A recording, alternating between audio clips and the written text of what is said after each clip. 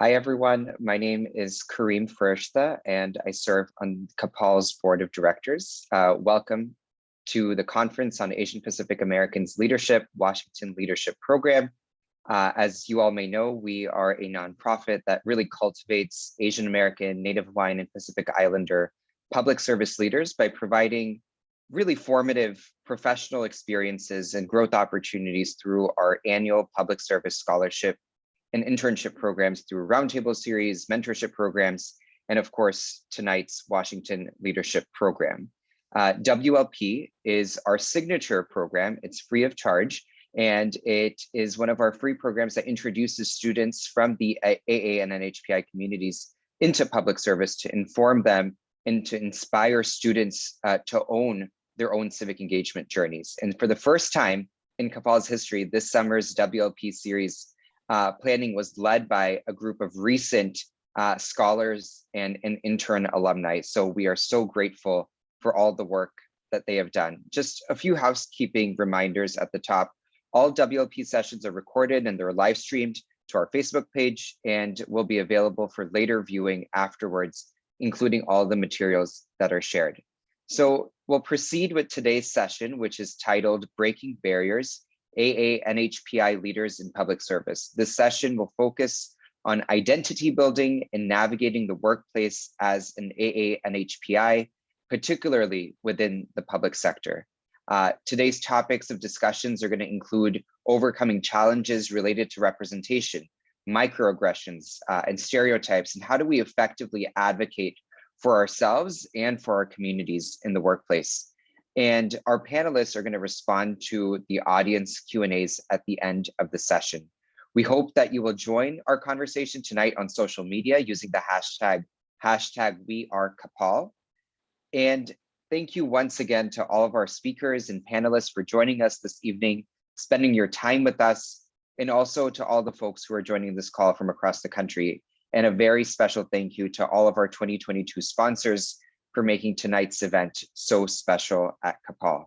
And with that, I want you all to give a warm welcome to CAPAL's alum, Liz Lee, who is the host of Not Your Average My podcast and the 2016 CAPAL Board Chair alumni, who's going to be our moderator for today's panel. And Liz is also going to be leading our Q&A discussion. So with that, Liz, the floor is yours. Great, thank you so much, Kareem. Hi, everyone. As Kareem mentioned, my name is Liz, or Kaozouapa Lee. I am a 2016 board alum, and I was also an intern who benefited from WLP more than 10 years ago. I recently co-founded a podcast called Not Your Average My, which talks about everyday social issues, and we try to break down topics like gun violence and reproductive health in a way that folks can digest, and it's specifically for Asian women and specifically Hmong and Southeast Asian women, which is just what I am. So really honored to be here and sharing space with you guys and moderating this excellent panel of distinguished speakers and also alumni. And so to start off, I'd like to ask the panelists to introduce themselves and also share a little bit about their affiliations with CAPAL, because as we like to say in DC, everyone has gone through CAPAL or has some sort of connection. So I want to ask John to start off tonight, actually, and I think today is a very special day for him. So the floor is yours. Sure. My name's John Yang. I'm the president and executive director of an organization called Asian Americans Advancing Justice, AAJC. So it's a DC-based civil rights organization. Works, actually, we do have CAPAL alumni among our ranks. And sort of our job is to protect the civil rights of Asian Americans and to promote a fair and equitable society for all. So we do that large part through policy advocacy on the Hill. We litigate, and then we educate. We try to educate people about sort of the narratives shaping Asian Americans.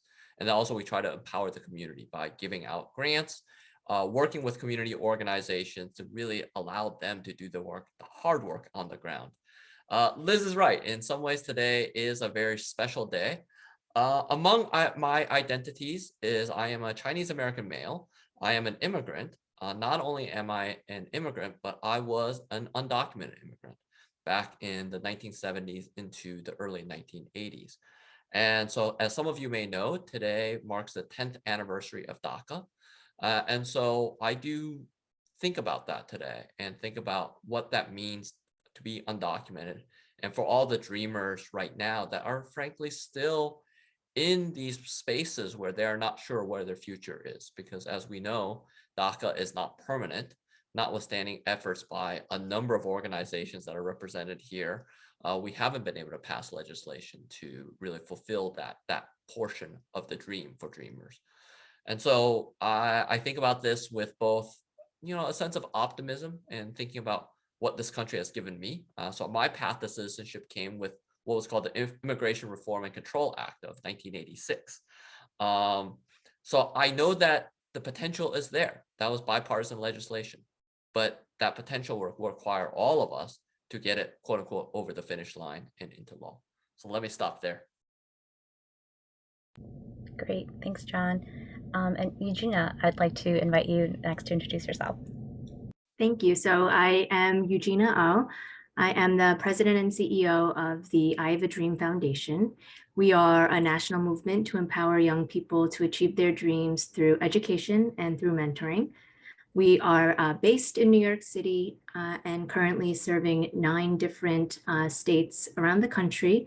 Our programs are incredibly intensive and deep. So we like to say that we work with our young people from kindergarten to career or first grade to first job. And we're currently serving about 4,000 young people in that K through career pipeline. We are 41 years old and we have served about 20,000 young people and their families to date. Most of the students that we serve, about 94%, identify as Black or Latinx. We do serve a small population of Asian American youth as well, mostly concentrated actually in New York and in Colorado, where there's a pretty significant Vietnamese population. As for myself, I am a second generation Korean American. I am a cisgendered heterosexual female and the child of immigrants, and I consider myself a New Yorker. I'm born and raised and currently reside in New York. So that might be the strongest part of my personality, actually, once you get to know me. So I'll stop there and leave room for more conversation later. That's right. Awesome. And last but not least, we have Neriel, who is also from New York. And I forget, which borough are you from again? Brooklyn represent. Okay. Currently in Brooklyn. I grew up in Staten Island, so I always say I'm from Brooklyn because it is the forgotten borough that I'm not as proud to represent. Hopefully other Staten Islanders who are watching this take no offense, but if you're from Staten Island, you probably get it too. Thanks so much, Liz. My name is Neriel David Ponce. If you can roll your R's, it's Neriel. I'm representing ProInspire. We are a capacity building nonprofit organization supporting philanthropies and nonprofit organizations throughout the country. And we provide racial equity trainings, executive coaching, and other custom-based programs to really build the capacity and leadership of all leaders in the social sector. For me personally, I oversee and manage as senior manager and strategist our individual strategy. So that looks like our cohort-based programs where we convene CEOs and executive directors throughout the country and senior leaders, as well as our public program, which I'm facilitating over the next 2 days, actually, our ProInspire Leadership Institute. So, we're slowly doing change work throughout the social sector and building capacities of our current and future leaders. And for me personally, like John, I also am an undocumented immigrant. Personally, my marginalized identities that I really see the world from, and are really important for me are being an undocumented queer Filipino immigrant, having just gone through APAM now in Pride Month on the 10th anniversary of DACA. There's a lot of things that are coming up for me, both personally and politically. And I think it's always such a pivotal moment politically in this current political space and time that has a lot of impact on just how I navigate the day-to-day and what that means for my communities as well. And I'm glad to just, share more about my story later with the rest of the panelists, and hopefully resonates also with our audience as well. Great. Thank you so much, everybody. I know the audience is virtually out there across the country, but I know we're all really excited to engage with folks and learn from folks. Just at the beginning, want to acknowledge that our session is called Breaking Barriers, and it's about how we present our AANHPI identities, at work. But did want to acknowledge that, we also did try very hard to also find South Asian representation for this panel. And this is actually a point that we would love to engage with the audience about, making sure that, right, like, because our community is so diverse, we always want to make sure that we acknowledge and have our PI and NHPI brothers and sisters, as well as our South Asian siblings. And so, we welcome those questions, or folks who want to probe a little bit more about that during the Q&A session, and do want to acknowledge that we don't have that representation on this panel. And so it'll probably come up as we talk more about what it means to be Asian in public service. I know we kind of like started right away already, right? And so, I guess the first question before we can even have this panel was really, what does public service mean to you? I think if folks were paying attention, our panelists here represent a really wide array of different careers, and they've had different career paths and different jobs, and not even just the jobs they hold now. And so I want to explore that a little bit, as well as, what the identities that like were brought up during the introductions mean to you all as panelists, and like I would like you to reflect on what your career trajectory has looked like, and also like what it means today. And so I know, John, you kind of started us off, but maybe I'll bring it back to you, and Neriel, just because today is such an important day for you, the both of you. Sure. So what does public service mean for me? I mean, I think it should be embedded in anything that we do. So if you look at my career, it's actually kind of quirky or interesting. You're right, Liz. It's not in any way linear. I actually spent 16 years at a law firm. I was a partner at a large law firm for about 8 years. Then I went in-house overseas. I worked in Shanghai as an expat for about 6 years as a general counsel for the Asia Pacific region of an American company. Came back to the United States, served in the Obama administration. Yeah, that's public service, but it was actually in a trade economic role for the Secretary of Commerce as her senior advisor on Asia economic and trade issues.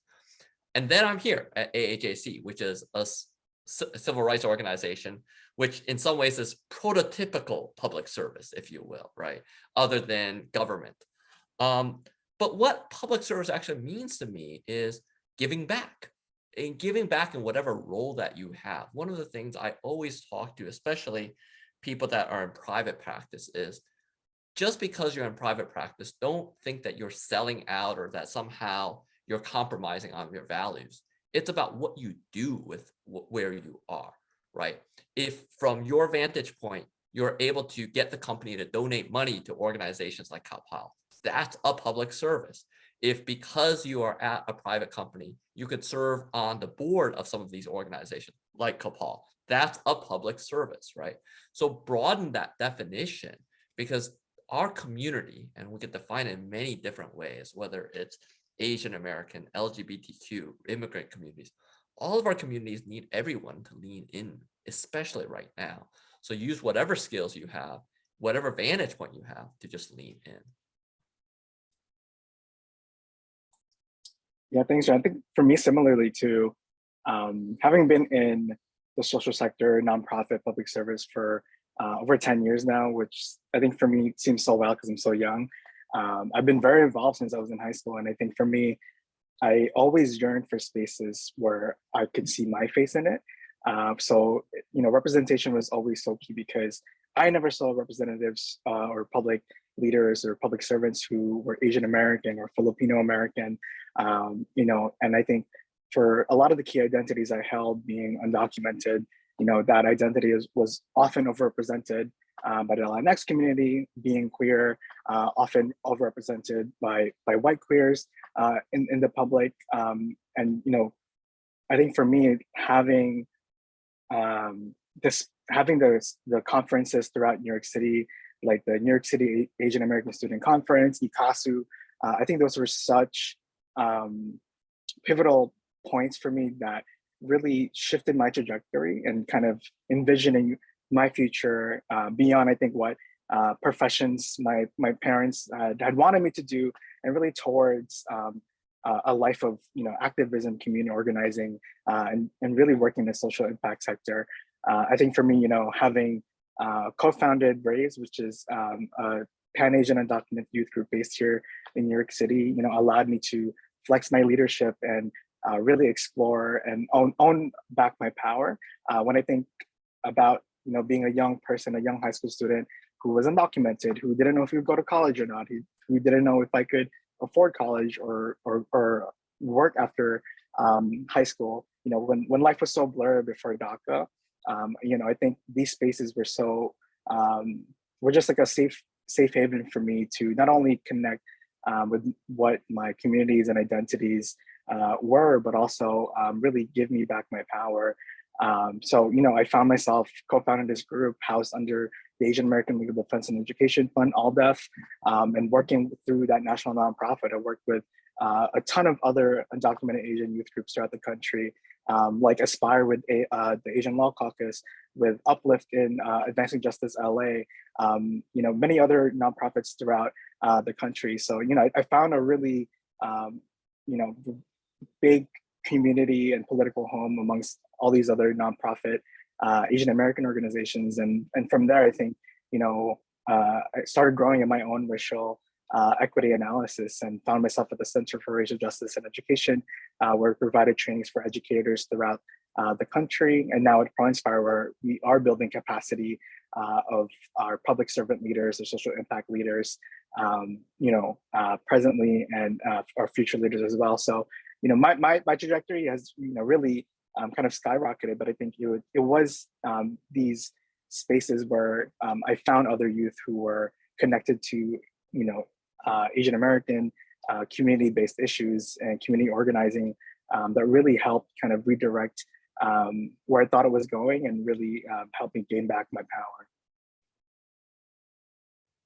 I love that. I love that you kind of created a home for yourself and also empowered other people, right, by building something for yourself. So it's amazing. Eugenia, can you share a little bit more about what public service means to you, and what identities you carry? I love that you also acknowledge that most of your clients or your participants are actually not Asian, so would love to hear a little bit more about that too. Sure. So I was reflecting when I was hearing Neriel and John speak. I realized kind of recently that the fact that I'm working in the nonprofit industry or sector is somewhat surprising, because I don't think that I had any idea or concept at all that was a place where you could make a career when I was younger, right? And so very kind of a classic Korean immigrant upbringing, kind of pre-professional focus and track, and focus on academics. And the one thing I will say is that my parents, they're such beautiful people. They have always been incredibly supportive and have never kind of questioned my judgment when it came to my career and my academics. But in college, I was incredibly involved as a student activist and community organizer. I smiled when you said Ikatsu, because it brought back all these memories. And I was actually 20 years ago an OCA intern, and I benefited from these very programs. And even with those experiences and having other kind of really, I think, different experiences over the summer, right? Interning with political campaigns, like still with that, I didn't know about the nonprofit world, right? Which I consider, public service, maybe more public interest is how I would describe it, right? Since we were still kind of, we're very much in the private sector, if you think about it. But I ended up getting recruited into a program called Teach for America, and I was a teacher through this program.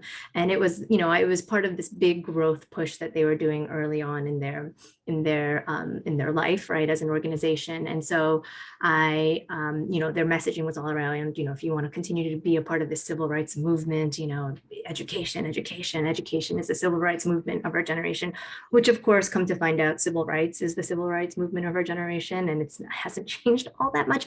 But drank that Kool-Aid, did the teaching, and then I worked at Teach for America within the offices of Teach for America, raising money, doing development work.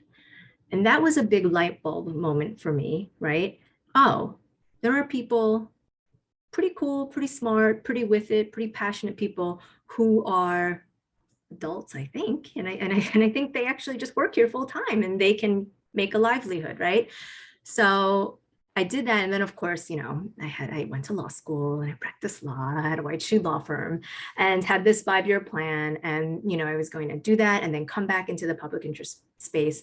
And every few months I cut a year off. So after a couple of years I left, and I was very fortunate that I was able to link back up with some of my former Teach for America colleagues and managers. And one of them took a chance on me and hired me at I Have a Dream 11 years ago. So that's how I ended up back here, and I think in terms of, so when I think about public interest, public service, I'm thinking more about public interest, which I kind of just really roughly define as, what am I doing to make the worst off in our society better? I'm trying to improve their situation, right? Because philosophically, I believe in Rawls, kind of the whole, veil of justice, right? Like if you were to be reborn tomorrow as the worst off in our society, could you live with that situation? And if not, you should be doing something to make that situation livable to you, to make it better, And until we bring that floor up, like our work isn't done, right? So whether you're in government, whether you're an elected official, whether you're working at a B Corp or even a corp, like if you're kind of thinking about that, I feel like that's part of the public interest work that we all need to dedicate ourselves to. And then the identity question is really, really, really fascinating because I feel like, I recently heard a statistic around something like only 4% of nonprofit organizations in the United States are led by Asian Americans. Which I found really surprising because, in New York City and in education, it doesn't really feel like that sometimes, but, it was eye-opening in that, I think there's still that kind of leveling of, you can get to the middle or maybe like low top tier, but like the leader, right? That has to be someone who's charismatic and who, all these, whatever these things that, right, stereotypically people do not consider Asian Americans. But in my organization, the fact that I have been able to come to this level, I think is indicative of another kind of phenomenon, within the people of color community, which is just that, we are white adjacent, we're white proximate in a lot of ways. And in a lot of ways, my resume is a very safe resume. It has like the right schools and the right degrees and the right experiences. And yet I will fully tell you, I'm not proximate to the communities that we serve. I've educated myself and I've tried to really do the work of understanding and being a good ally. But I have to acknowledge the fact that I've been able to ascend to this level because I am in some ways the perfect proxy, right? Because I have the right degrees and I have the right experiences. And I am still considered a person of color, right? So there's a certain safety in that. And I've been a little bit more vocal about that recently because I do think that a place like the I Have a Dream Foundation should be led by someone who is very proximate to the communities that we serve, preferably a Black or brown person, and I've been setting us up to do that and have that transition soon. So there's a lot there, we can unpack it later. I'll leave it there. I love that. Let's definitely put a pin in that because that might come up later. But I did want to just put a thread between something that all of you guys said about your trajectories. They were all not linear, but also I think most of you guys said that also this is not something that you ever imagined you would be in, and it's also very different from the careers that your parents had. And so want to explore that a little bit. A lot of our viewers are interns who are making life decisions, and I think a lot of folks are also first generation college students, right? So trying to figure out a white collar life that maybe like their parents could never imagine. And so I'm curious if you can talk a little bit more about navigating that and like that experience or any challenges or decisions that you had to make just because it is very rare, right, to see Asian Americans in public service or in nonprofit. I mean, we're very rare in like corporate America too, right? And in a lot of industries. And so but it's very unique because our community has needs, and it's so important. That you brought up that statistic about executive directors. I didn't know that, so I'd love to explore that a little bit more.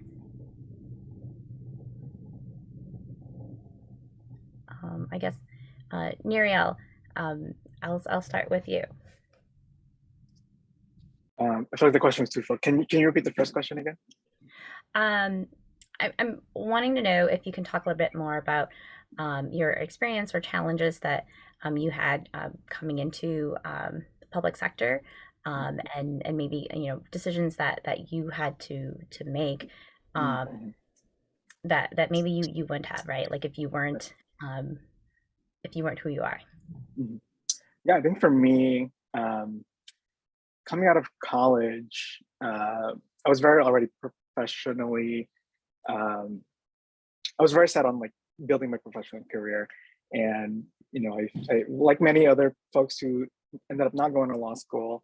The idea of law school was always a year away. I'm gonna start study for the LSAT this year, and then I'll take it next year. Ultimately, it didn't happen, and I think once I was in the workforce, and I think from a very young age, being in very close proximity to either volunteering or organizing with or working at nonprofit organizations, I saw a lot of practices that were just not optimal, and I saw a common thread of burnout. I saw a lot of long hours that were not met with the compensation that folks needed, and it really it turned me off in a lot of ways, and I think made me fearful to go after a career in public service or in the nonprofit sector. But I think what was so, at least revolutionary for me at the time, was when I found myself at the Center for Racial Justice and Education. It was a very different environment. I think in a lot of ways it blended the startup culture and led with a lot of aspirational values. And I think it was a place where I really felt like I could be myself. And for me, as being undocumented, being queer, being a brown, Asian, Filipino immigrant, I think at this point in my life, and I think even back then, those were parts of me that I couldn't compromise on.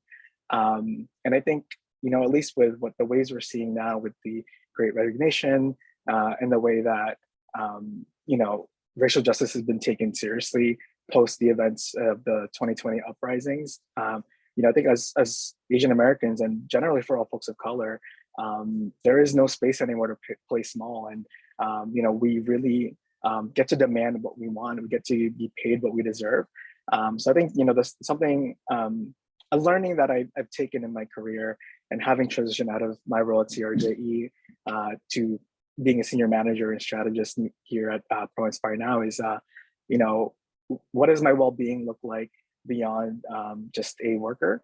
I think, I'm very grateful to have found a organization, and also like no other organizations that pay adequately their workers. For a lot of nonprofit organizations, the salary ranges are often very low, but I think there's a huge shift that we're seeing now that ultimately needs to become the standard. With inflation on the rise, with cost of living, especially in a place like New York City, constantly skyrocketing. We're not here to build martyrs and movements. We're not here to hire workers who are, self-sacrificing for the greater good. What I believe from my years in activism and organizing is that how do I build and sustain new leaders constantly? And what are the resources that they need to be really great leaders and also to be well taken care of?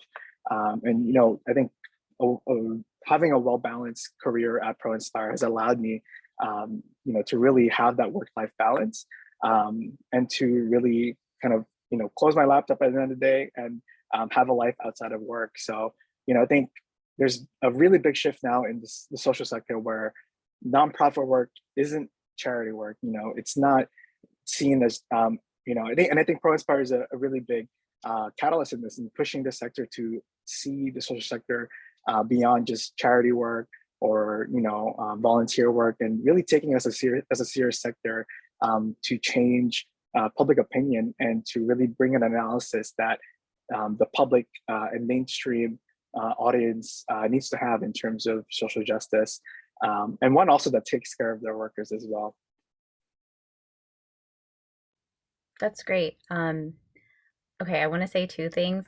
I want to explore this a little bit more. I think, I guess tonight we're really focused on the nonprofit part of public service. So I want to explore that a little bit more. I love that you brought up the Great Recession. I mean, because to me, it seems like a lot of the systemic barriers that we'd have, which would prevent, first gen or low income or, immigrant students from entering the nonprofit field, right, is probably the pay, right? Because we are still building wealth. We may be the ones that, our parents will rely on for retirement. And so, sometimes that is just not an academically sound decision. But I'm curious, all of you guys are managers and, you lead these nonprofits. And so I love that Neriel has brought up that you're making changes, right, to make sure that you're building the capacity of leaders after you. I'm curious, John and Eugena, like what changes what have you noticed in the industry, and like what changes are you making as leaders of your orgs to make the nonprofit sector, right, more welcoming for people who are younger and may have tougher trajectories? Sure. So it's funny that this came up as a topic today because we actually just implemented today. I guess today is a payday. Just a first in our history. We just gave a cost of living adjustment in the middle of the year to try and address this out of control inflation. And I will say, I think all of my all of our best ideas have really come from, me just listening to the people on our team who have been so, I think, generous and forthright with their good thinking around how to make the I Have a Dream Foundation a place where burnout isn't always the norm, right? Because our program by nature, our program staff around the country, in New York, they commit typically to working incredibly long hours for an incredibly long amount of time, not because anyone asks them to, but it's kind of what happens with our program as we get to know our young people and all of their challenges.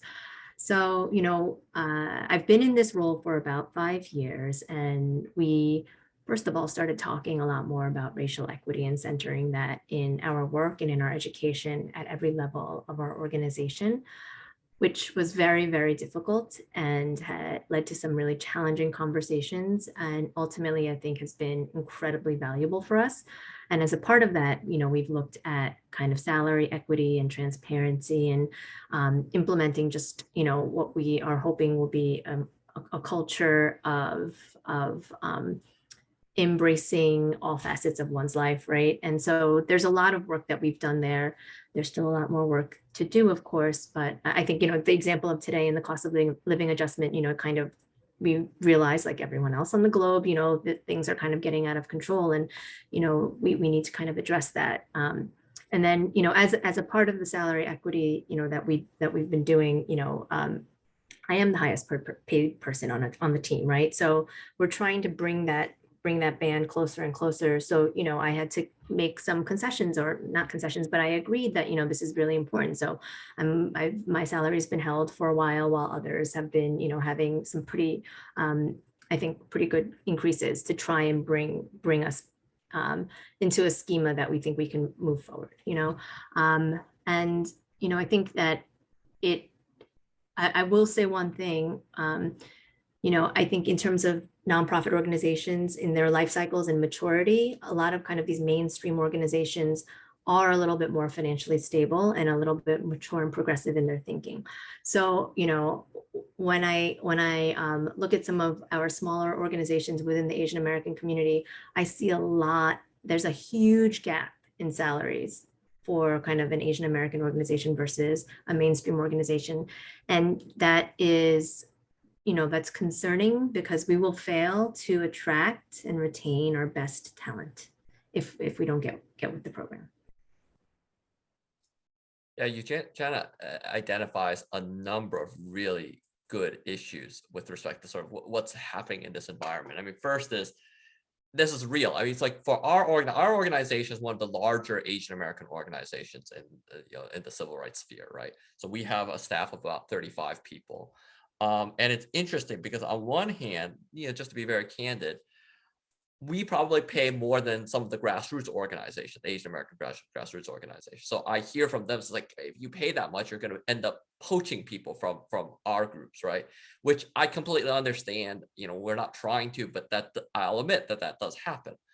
On the flip side, if you compare our budget to, let's say, the NAACP Legal Defense Fund or UNIDOS US, who are also our sister organizations in the civil rights community, their budgets are so much larger than our budget.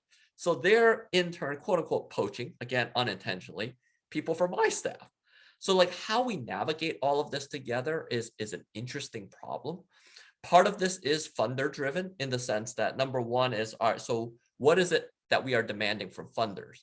And I will be honest, I will also say that I talk about equity.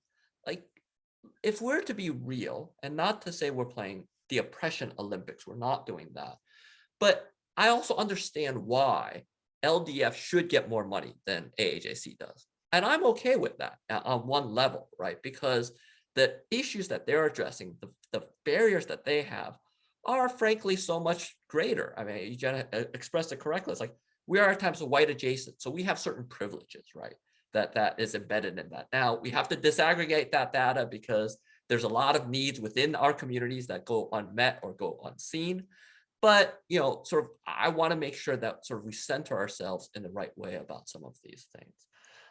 One of the things is just pushing funders to be less, I don't want to say less metrics driven, because I do think metrics has a role, but to just trust us more. So I know we're getting maybe a little bit more detailed than some people would understand or would have interest in. But like one of the things that in the nonprofit world is we talk about what's called general support and program support, right? Funders oftentimes want to give us program support. What that means is they will fund us for specific programs, for specific staff members, and that is where we need to demonstrate results.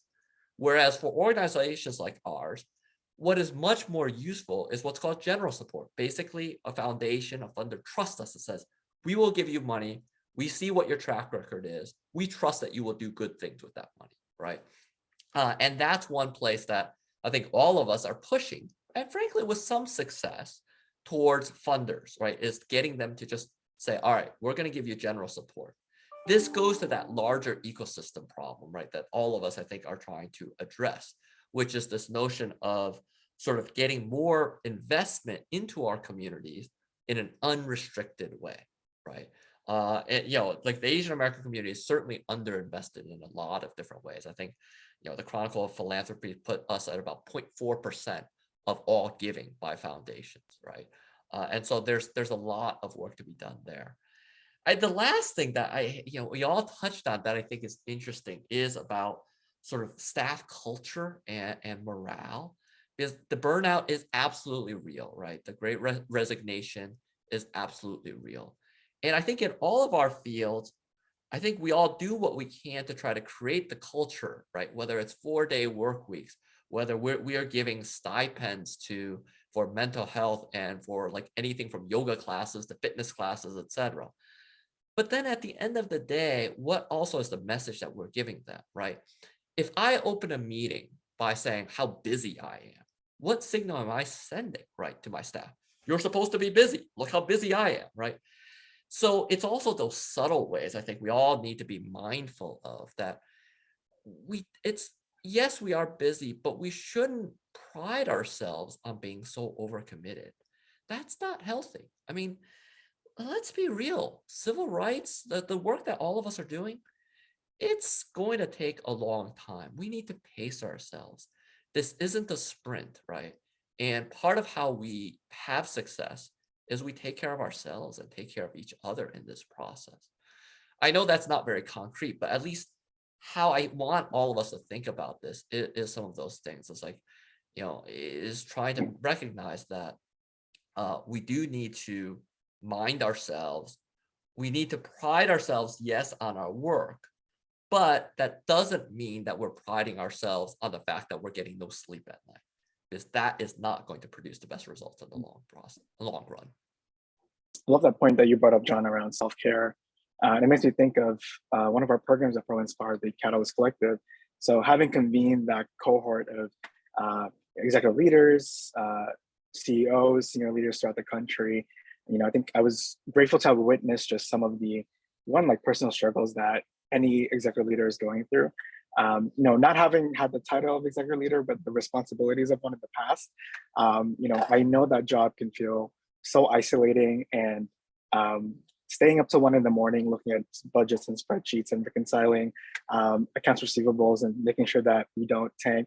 That fear is very real. And I think oftentimes for maybe more junior levels, working in nonprofits or coming into it as an entry level position, a lot of those systemic issues in the nonprofit are not as clear to us, I think, until you're a lot deeper into working on a program or managing different parts of the budget. So, I think there is a piece of it that, how are we all taking care of ourselves? I think oftentimes it's very easy to blame the leader of an organization for when things are very tight, when budget gets pulled because of an administration change, or when, a foundation doesn't want to renew a grant because, they weren't as impressed with the grant report, even though we did all we can to fulfill it. I think these are such typical stories in a lot of nonprofits that I've been in, that I've worked with.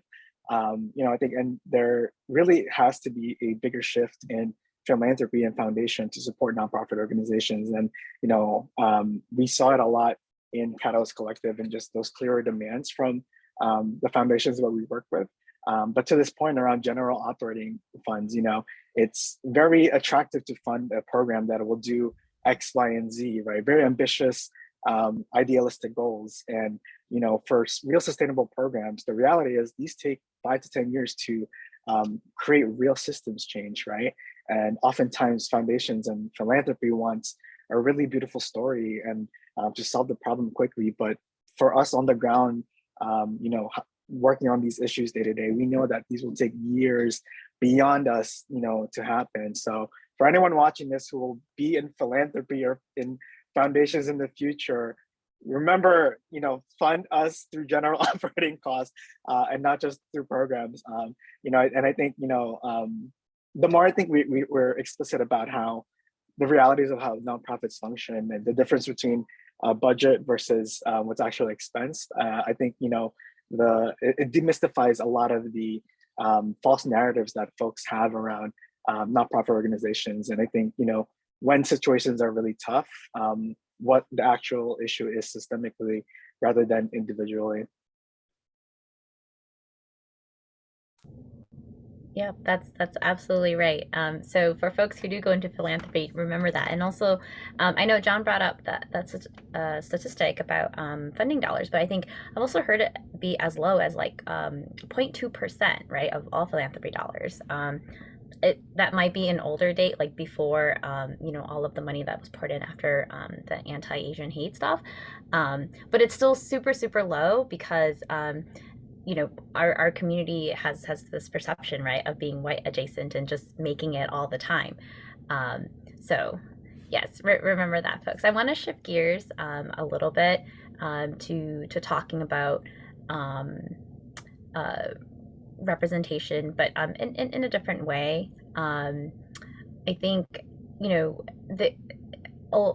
John leads in an AAPI civil rights organization specifically, but for folks who join organizations that may not always center the Asian American experience, what does it look like to show up as an Asian American at work, right, and at a public service job? I'm just curious if we can talk a little bit more about that before we shift and talk about, I guess, solutions and ideas. Sure. So I guess I can jump in here. It's interesting because we do not have that many Asian American staff members at I Have a Dream Foundation. The office that I lead, which is kind of the headquarters office, we're about 22 full-time people. But if you were to aggregate the staffs around the country, we're a federated model. So each organization is its own 501c3 with its own staff, its board, budget, most of it raised locally. We're about 100 people. And, there's 2 maybe other Asian Americans who joined literally within the last 2 years. And so that has been pretty much our norm, to have about 3 Asian Americans. So it's just a very interesting dynamic for me that there's so few of us, but then I'm the leader, right? And so I try to take that responsibility seriously, and I try to create safety and comfort for everyone to be able to bring their multiple identities into our work, right? Because so many of our staff members are driven to this work to serve those who are from their communities, right? So I think one of the the very first and kind of most obvious things that I did was these conversations about racial equity, because I kid you not, at the I Have a Dream Foundation for the first 35 years that we existed, I don't think a single staff member has in their formal capacity talked about race. And we were still oh, it's so painful, and also indicative of a lot of other things in the nonprofit industry, right? But it was kind of, I mean, people were like, should I say Black or African American? I'm like, you're legitimately asking me this right now. So I'm like, okay, we need to pull way back and have some serious conversations about why we exist, right? Why does a place like the I Have a Dream Foundation need to exist? And ultimately, what is our goal? That we don't want to exist, right? That we have achieved this vision and we no longer need a privately funded nonprofit to provide these life-giving, life-saving, potential opening services to kids, right? Who deserve them because they were born. They don't need to, be lucky enough to be chosen to be, or to fall into a catchment area where they have our services. And that type of big picture dynamic, right, had just not ever been put out on the table. So we really started to serve it up everywhere to everyone, and I think, the fact that I had a position of authority, right, allowed me to be able to push the conversation forward, right?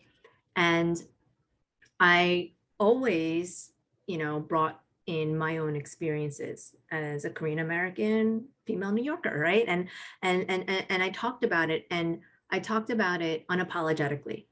When it was my turn, I'd be like, so a little bit about me. It all started with my grandparents in Korea, and they're like, where do you, I'm like, no, you're going to sit. And I'm like, get a drink. This is going to be a long story. Cause I'm like, as an Asian American, when you ask me about myself, I never start with myself. I start at least 2 generations back, because that's who I am. That's who we are. It's our ancestors, right? Like, I would never be like, oh, and then my story started when I graduated college. Like, no, it's like, you're missing 2/3 of it. Right. So, and I think, and I would tell people about Japan colonizing Korea, and that has a big part of my family's background, and did you even know that? And then did you know about the Korean War? Well, let me tell you what I know about it, and let me tell you about what it was like for my parents to emigrate, from Korea to the United States. And I think, I did that, because it was cathartic for me selfishly, right? To be able to kind of command this attention, but also because I wanted to encourage people to bring those stories into, because so many of our staff members are immigrants or the children of immigrants too. And I know that they have a similar connection to their ancestry, right? That it's just not as, I think, encouraged in these like formal workspaces. So that's one of the things I did. I love that you empower your staff members like that. I don't know if John or Neriel, you guys wanted to add anything. Eugena, I was just thinking about your organization. I think we had worked with a Dream Foundation with CRJE in the past, maybe like 2018. I think goes to show New Orleans, right? New Orleans, yes, for the conference. Yes. Goes to show you how small the nonprofit sector really is, and everybody knows each other in some way. But I think for me, I made a conscious decision to after having worked with race for so long and with a lot of different Asian American nonprofits, to, I think, step back a bit. I think, for a while, I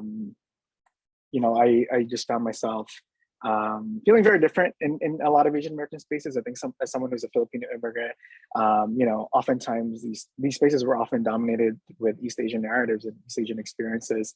And I think for me, I wanted to connect our issues beyond, quote unquote, the Asian American movement, right? I think at the height of 2014, where, post Trayvon Martin and, all these shootings that were happening around the country, my growing yearning for a larger racial justice movement, and how, as an Asian American person, how do we connect our community's struggles to that more broadly, I think pushed me to, an organization like Center for Racial Justice and Education, where, we're delivering anti-racism trainings to schools and nonprofits throughout the country. And I think building my analysis, of what multiracial spaces can look like. And so I think for me, being here at ProInspire now with co-CEO who is a South Asian woman, and another co-CEO who is a Black woman, I think they exemplify, really progressive leadership, and what that looks like, leading, as both like women of color, but also, in the shared leadership model as well. And I think oftentimes the affinity spaces that I find myself in at ProInspire are really helpful for me to connect with other Asian American staff members. Funny enough, I'm the only Southeast Asian person and everyone else is South Asian. So I think, we've been able to connect on topics like, colonization. What does it mean for us to have come from countries who've been colonized, and what are the vestiges of that we're dealing with? What does it look like to kind of deal with model minority myth, and how does that show up in our leadership, in our management styles? When we're delivering management trainings to different organizations, what are the different dynamics that are coming up for us? When do we notice we're playing small, or when do we feel silent? So I think it's been a lot more nuanced in kind of having my group of Asian Americans at work, but also being able to share stories like Eugena was saying, with my other colleagues, and just finding those commonalities and similarities across, our racial identities, that really kind of pinpoint overall, like, what are the ways just white supremacy and white dominant norms are really affecting the ways we are, in being with each other. I think a lot of times in building relationships with, with colleagues, and a lot of times when we're training different organizations, those relationships are fractured because of just the ways that white dominant norms have permeated throughout their culture. So it's really coming back to, being in right relationship with each other. And I think, that as an overarching idea, kind of goes beyond just thinking through what that means within our racial, racial identity within our own Asian American communities, and is able to kind of bridge those across communities of color. Yeah, I really appreciate what both of you are saying. And part of this also, I think, for our audience members is thinking about yourselves and how you want to represent, right? Because there's different ways that you can do it, whether it is as one of the few or only Asian Americans at a company, at a nonprofit in government, or like an organization like mine, where it's sort of that we are the dominant group, so to speak, right? And there's no right answer to that. That goes to sort of your own comfort level, sort of what your background is, what your interest level is. I always say that for me, I always feel a great privilege in being able to represent the Asian American community, but it's also a great burden to represent the Asian American community. It's a privilege because, especially in my role, oftentimes I am asked to speak about, well, what is sort of the Asian American community's needs in a particular area, or sort of what does the community want? But it's also a burden, obviously, because as we all know, we're not a monolith. So, if you're the only Asian American in the room, so to speak, right? How do you represent that complexity in a way that makes sense to non-Asian Americans and is pithy enough so that they can actually do something with it? So you think about that. But the other thing I would want people to take away is don't get paralyzed by that either. One of my predecessors, a woman named Karen Narasaki, who was executive director of my organization before me, which I think probably all the panelists recognize her name. And in fact, President Joe Biden gave her a shout out at the signing of the Asian American Museum study on Monday, one of the things she told me early on, even before I was associated with the organization, is if you're in a meeting, speak up, because otherwise, why are you in that meeting at all? And she meant it in the right, most loving way, which is, yeah, you have the privilege of being in that space. Do something with it, right? And again, obviously, what you do with it depends on context, depends on all of that. And maybe there are certain places where the best thing to do is not to speak up at the moment, do a side conversation later, etc. But be conscious of the privilege that you have, be conscious of the responsibility that you have, and sort of figure out what you want to do with that. I love that. Thanks for bringing up Karen. That's the best advice she's ever given interns. I was in a meeting with her and she said that. And so for the first couple of years that I was in DC, I always made sure to ask a question or make a comment because I would also find myself the only woman or the only person of color sometimes in some of my meetings on Capitol Hill. So thanks, John. That actually, moves us to kind of our last question before we get into the Q&A portion. To just kind of conclude the session, we wanted to know if you could give a piece of advice to folks who are interested in entering public service, right? Whether it's, a 1-2-liner or, a short lesson. So open floor.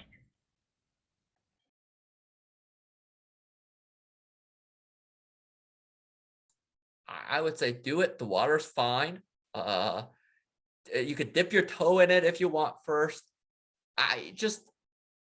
But also just, again, I think it's know yourself and know that it's both never too late or never too early.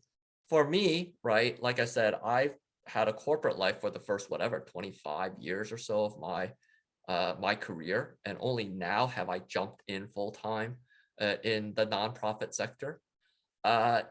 It really is about knowing yourself and then sort of what contributions you would like to make. And then sort of doing your due diligence on sort of what it is that would make you click. Recognizing, again, I think one thing that all of us said is it's a long haul. You want to protect yourself from burnout. It's okay to step away for a few years and come back to this, right? Especially in this day and age. No career, especially if you're relatively young in your career path, so to speak, no career is set in stone. So take that time, and if it's not working for you, that's okay, right? Don't feel like you're letting people down necessarily by going into a nonprofit career and saying, I can't do this. I need to pay my rent, and Facebook is paying me X gazillion dollars to go there. Yeah, I might have my problem with Facebook, but if you go there and you're trying to affect change from the inside, that's worth something too. That's worth something too. So be open to all of the different possibilities in front of you. I would say there's a fine line of, really caring for your community and being in this work and being an egomaniac. The best advice that my mentors growing up, and my mentors were always women of color. So always a big shout out to women of color in social justice work for molding me and the responsibility that I have to mold other men of color in my life. But I think, the learning never stops, and there really is no place for ego in this work. When we're thinking about a future of justice where our collective liberation is tied to all of our collective struggles, there is no oppression Olympics, there is a seat for everyone at the table, and there is space for everyone. So I think, just like holding that near and dear to your heart, as you're entering this field, I think back to when I was coming out of college and feeling so much energy, feeling like I had all the theory down and I knew everything. Just remembering to humble myself and remember that I will never stop learning and I'll never stop relearning. I think, even 10 years into my career, I'm always going back to my old books and we're having conversations with my mentors that I had 5 years ago that I'm seeing in a different light now. So I think just, always keep that in mind and keep it to heart when doing justice work. Yeah, I would co-sign on both of those sentiments or all of the sentiments shared. And think I would say, in terms of specifically public interest type of work, I think it's so important that you figure out the mission that really fires you up, and you find an organization that is living into that mission, and so you have that fit. And then the other piece of advice I would give is probably just more generalized, not specific to public interest at all, but just know that whatever leader, and you don't have to have, actual authority to be a leader, you want to be, is the leader you are meant to be. You will get so much advice, as you navigate your career, and some of it, whether, well-intentioned or not, will be really bad advice, because people are so used to this prototype of leadership that is male, hetero, cisgendered, white, that they don't know what to do with someone who doesn't fit that mold. So they're going to give you the advice that they think is good. And some of it might literally be, try to make yourself as much of a white male as possible, without maybe saying it in those words.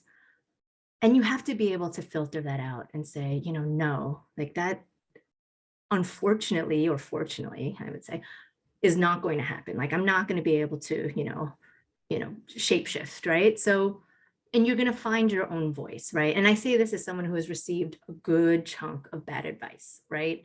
So like like leaning in and power posing and all this stuff that I'm like, I think they're just trying to physically make me into a white hetero man. And I just don't see that happening. So, I had someone who told me, a very fancy corporate executive coach, to gain weight so that I looked older, because I had been told I was too young for a role.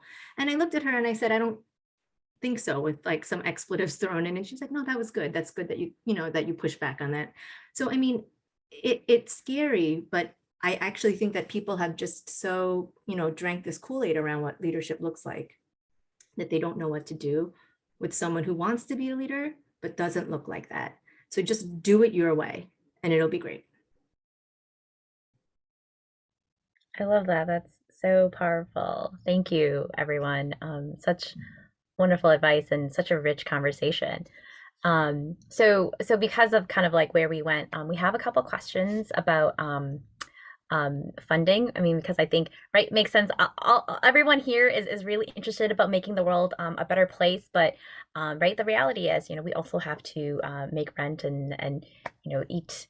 So I'm going to group some of the questions. I think someone suggested maybe, how do you navigate working for larger orgs that may be funded by big corporations, big tech, big banks, and maybe like how can we spur like community-led funding, or how does community-centered funding look like, right? Because obviously funding is a systemic issue that will affect all parts of the sector, and then also as a part of that, right, like if nonprofits are relying on foundations and other funders, like how do you build that trust? And so they will give you general funds. So let's start with those funding questions first.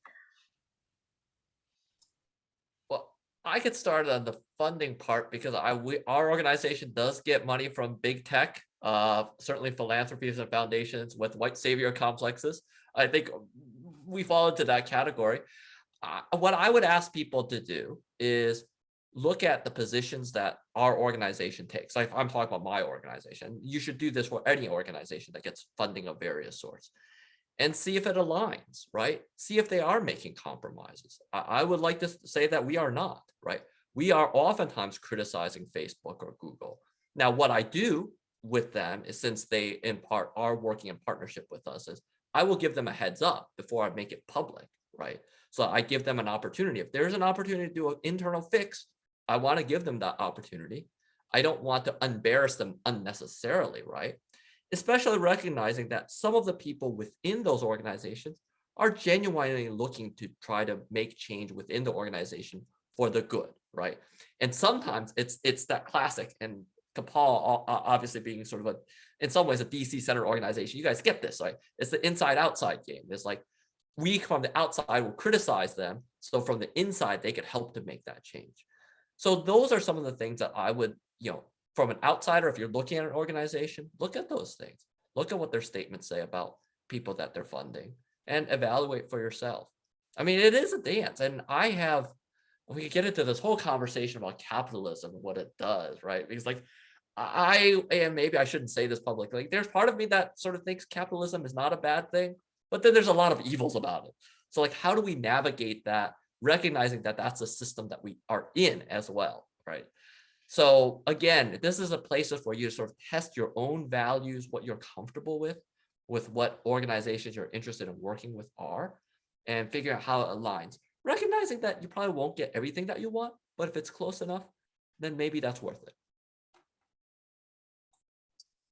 I think I would say for a lot of nonprofit organizations who receive a large sum of money, sometimes they are not in a really strong position to say no to different things. I think, we were at the height of the pandemic, my last organization, we laid off all of our staff members except me.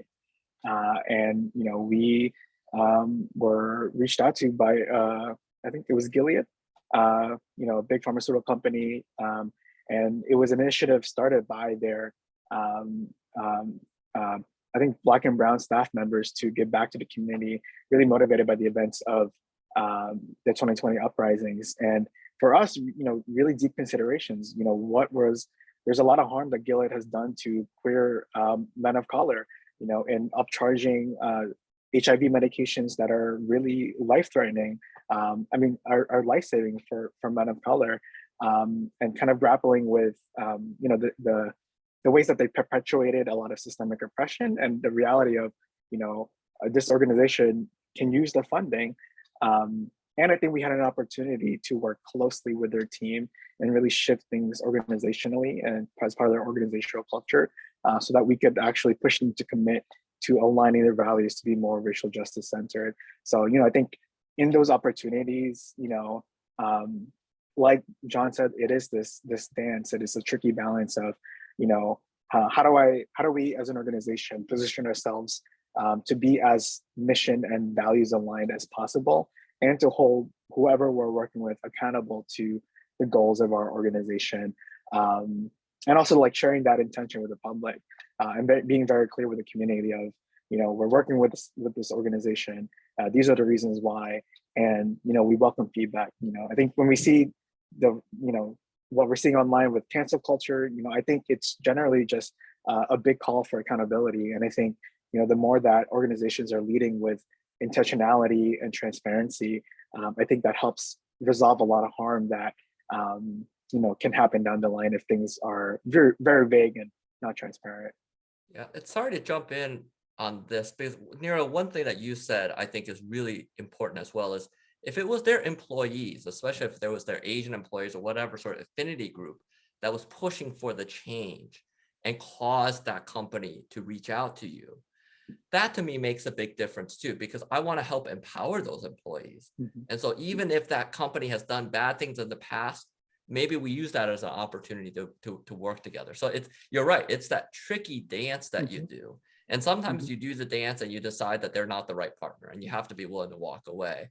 But other times you decide, all right, there's enough potential there that we go on a second dance, or so to speak, right? And see where it goes.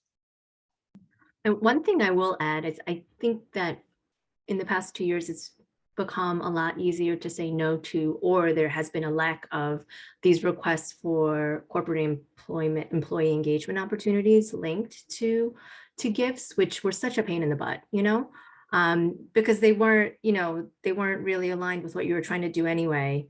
And I think there's more of an understanding that, that's not that helpful to nonprofit programming. It's really just serving the corporate employees in whatever aims they have, or the corporation, whatever aims they have. And so I feel like a lot of those requests fell away. And when they didn't, I had a lot more of an easy time saying no. That's great. So Neriel, you talked a little bit more about increased accountability in the nonprofit sector. There are a couple questions here just about how there's been a momentum, right, to hold leaders of large nonprofits accountable, whether that's in regards to the Me Too stuff, or just abusive behaviors of staff management.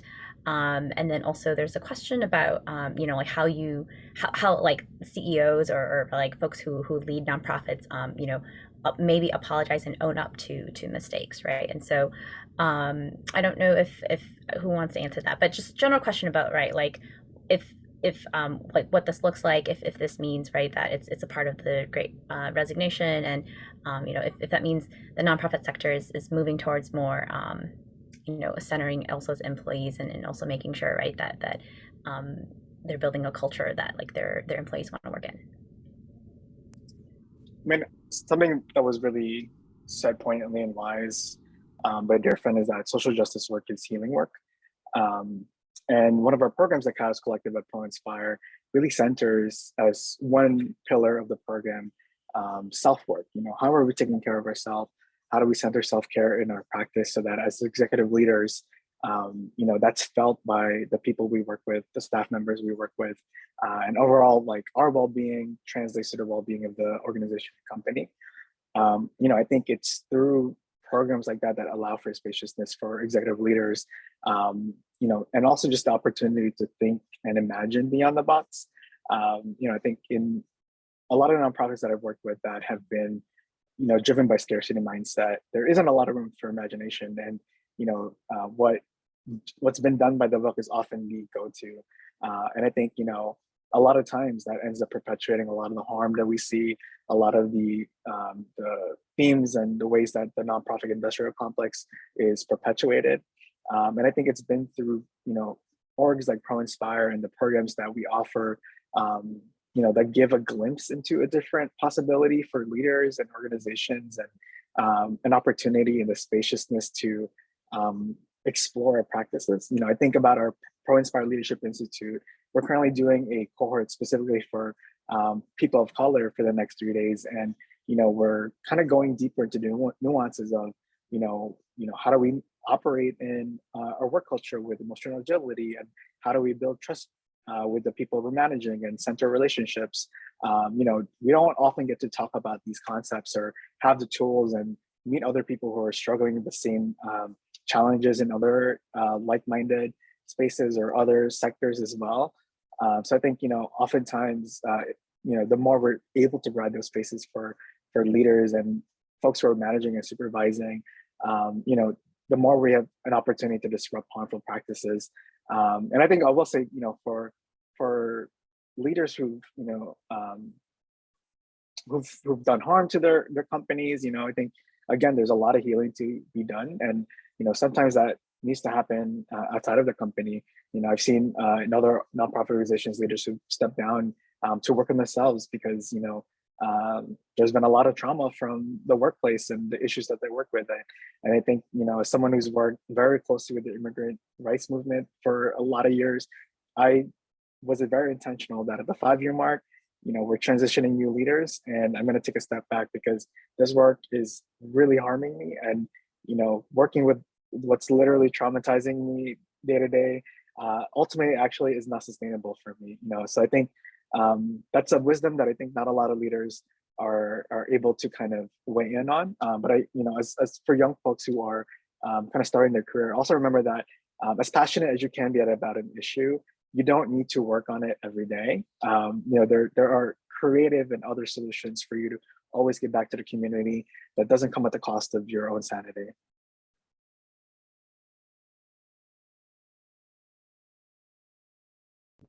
So like everything in moderation, right? I don't know if John or Eugenia, you guys wanted to add anything to that. If not, yeah, we can move on. There is one, let's see, last question about, okay.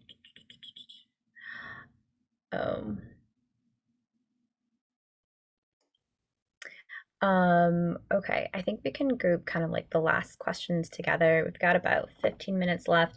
And I think this actually be a pretty good general question about DEI and how we, build cross-community coalitions, right? There's also a question for Eugenia specifically, right? But about how, you navigate your work as an AAPI woman, working with like Black and Latinx communities, and in how you intentionally, listen and like make sure that you're also bringing those folks to the table. And then also, yeah, let's keep that there. Actually, we can, yeah, let's just group those two questions together about, how, I guess the question is, right, like nonprofits do have somewhat of a role in the new DEI space. There are some nonprofits leading DEI trainings, et cetera. But also, right, I think a lot of nonprofits have missions that, are tied to joint liberation, and also, right, like, there a lot of the missions in general, like social justice missions, have to wrestle with this question of race and equity. And like Eugena said, like, you're an education nonprofit, right? But like, if you're serving Black and Brown students, like, you should probably have conversations about race. And so the question is, right, like, how do we make sure that nonprofits are not undermining the communities that they serve? And, like, how do we also like make sure that, we're bringing everyone to the table?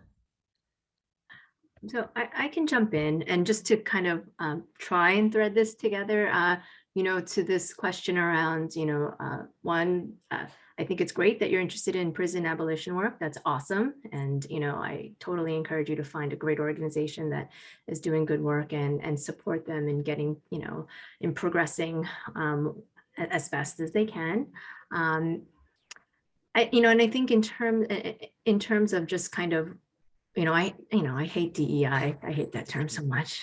I can't even say it, I won't, but, just in full transparency. But, I think for me, I never really thought about, oh, I'm going to go in and support like the Black and Latinx community. I was just really passionate about what we were doing in the programming. And it happens to be that the majority of people that we've served historically have been Black and Latinx. And I do not take for granted the fact that I have been supported and encouraged and embraced, I think, by, if I can be a little bit not humble, by these communities and the ones that we serve. But I think it comes from the place of me going to them and spending time in their communities, right? And I think it's so important to understand, anytime you're developing a relationship with anyone, a part of your ability to do that well will be grounded in your understanding of their context and your respect and embracing of their context. And I mean this from the 1%, the 1% that I have to interact with, as my board members, who are literally billionaires, right? To those that we are serving who are houseless, as a family of 4, right?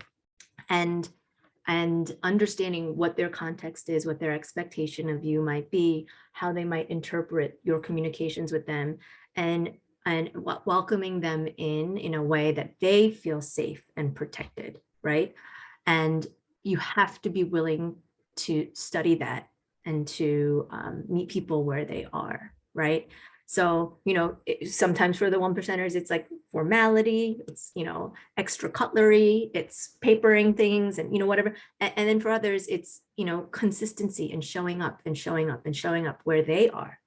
And you're not scared, because this is their lived experience day to day. This is where they stay right now, right? And you have to show up many times, over many months, over many years before they might trust you. And that's okay, because you're not just entitled to their trust, So I think over time, being able to do that. And again, you have to show up in their space, put yourself in their space. That is how you earn the trust and the respect, and how you learn what you need to do to liberate them, right? And to liberate yourself in the way that you've been thinking. And when it comes to DEI, I feel like, this also with kind of like this whole movement around universal ethnic studies, right? Like at first I was a huge proponent of, universal ethnic studies, like that's absolutely what we need to do. And I still think that, but now I want it to be fully integrated curriculum, right? Like I don't want it to be this modular thing that you can pull out, and when it's inconvenient or too expensive or whatever, like you pull it out, right? Like it has to be infused in everything that we do.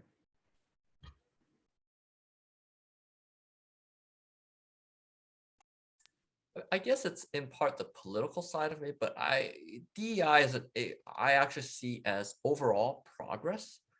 what I mean by that is, look, I mean, I think some of the DEI efforts that we see is performative.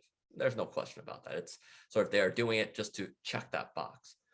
But there's part of me that says the fact that they feel like they need to check the box is progress, right? That shouldn't be where we stop at all. And we need to call them out on the fact that they're just checking a box and doing nothing further. But this is where sort of, let's think about sort of how we push that conversation forward. The other space, the other point about this, at least for me, is like, this is an opportunity that all of us have, because if you think about DEI in these last 3 years, we've seen a tectonic shift. The number of Fortune 200 companies that have announced DEI initiatives is pretty astounding. And again, a lot of it, maybe I would say a lot of it, at least some of it, is performative. But how can we use that to push forward? Take the ones that are doing more than performative work, use them to create the best practices, the industry standards, so that the other ones feel compelled to follow, right? Because I'm not against, to a certain extent, shaming people to be better, right? And when I say shame, I don't mean it as in cancel culture per se, right? But like, you know, there's a push and pull. Yes, we want to push people along, appeal to their better angel, so to speak, and sort of get them there, like pull them along there. But for others that, you know, are on, whether we call them the extreme conservatives or wherever we want to put them on the political spectrum, that we can't get them to where we want to be, at least let's get them into a space that they're doing less harm, right? And then at least from there, we can make some progress. So at the last thing I would say is, this is also where I would ask all of you, right, from whatever vantage point you land, to help push this conversation, because nothing is set in stone about DEI and what that means. I am very concerned that it's becoming commercialized. There are these DEI experts, right, professionals that will tell companies what to do in DEI spaces. I will admit, I probably feel protective about that, because I feel like organizations like all of ours have been doing this work. So to have someone else come in and say, this is what you need to do, feels wrong, right? But, you know, this is something that all of us need to continue pushing to create this space in a way that we want to see it. Yeah, echoing our other panelists, that I too hate DEI as a term. You know, we're seeing a rapid commodification of diversity, equity, inclusion as an industry, and kind of packaging how to be, not to throw shade at Ibrahim Kendi, but like how to be an anti-racist. And I think people are viewing this as a checkbox and a training that you could just do simply. And I think for me, you know, having worked with nonprofits for years now, like, you know, it's a deep practice and there's constant learnings for it. And I want to like just shout out ProInspire's publication. It is our self-to-systems model. You know, like John said, there's a lot of imposters out there who will sell you or try to tell you that this is diversity, equity, inclusion work, that this is DI work. You know, and oftentimes organizations like ProInspire are coming in to clean up a lot of harm that really poor facilitation and a lot of harmful, inexperienced people are trying to sell organizations. You know, with this model that at ProInspire, we are allowing leaders and organizations to really look internally. You know, how do I show up as a leader and interrogate, you know, how race equity is, you know, practiced, and how I can kind of self-reflect at the self level, at the interpersonal level, organizational level, and the systems level. You know, and I think it takes, you know, what folks may see familiar as a race equity lens and embeds it into real management and organizational practices. So, you know, I think as one helpful tool, and I think in a sea of many that have been published recently, ProInspire has worked on this for 5 years now. And, you know, for you as a young leader coming into the public sector, or someone who is interning and your organization is struggling through, you know, race equity practices at work, you know, this is a real tangible model that'll kind of outline and help self-reflect as a team. You know, how do we align our practices to be more racially equitable? You know, how do our staff members feel like they're held in their whole self, in their racial identity, and reflected here at work? And then, you know, as we're aligning ourselves and our relationships with each other and our org as a whole system, you know, how are we influencing our entire sector by modeling for them what that looks like. So, I encourage you all to check out this resource. We worked really hard on it. And I think, from the stories from our own clients, and even after reviewing it myself, there's a lot of nuggets here that are helpful just to kind of self-reflect on your own.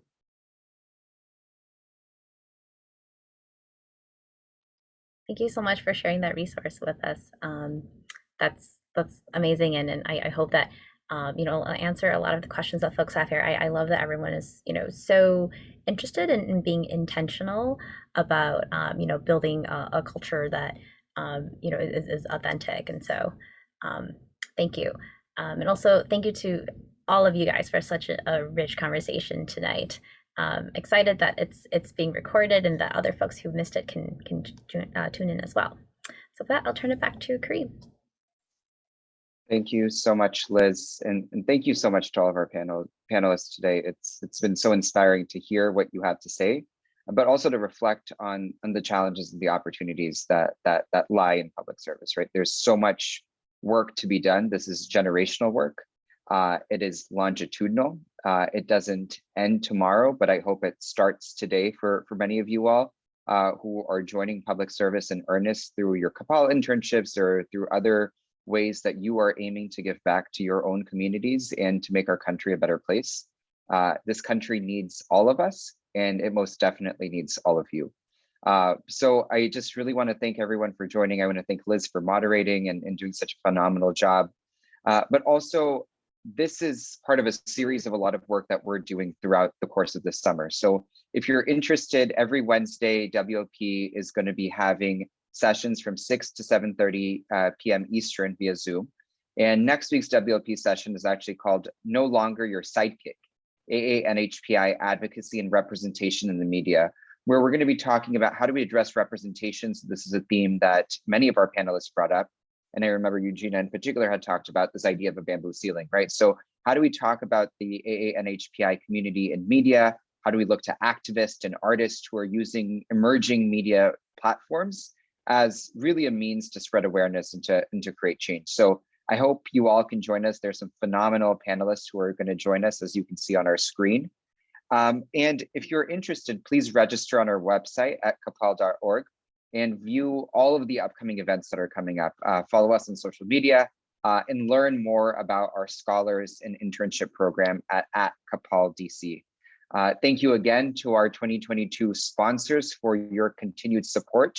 And it's because of you that we can continue to do this work, reach more students in more communities around the country, and inspire people to go into public service. So with that, just a deep, deep, deep gratitude once again for all of you, for your time, for staying on with us for the last hour and a half. And I hope you all have a wonderful evening. Thank you.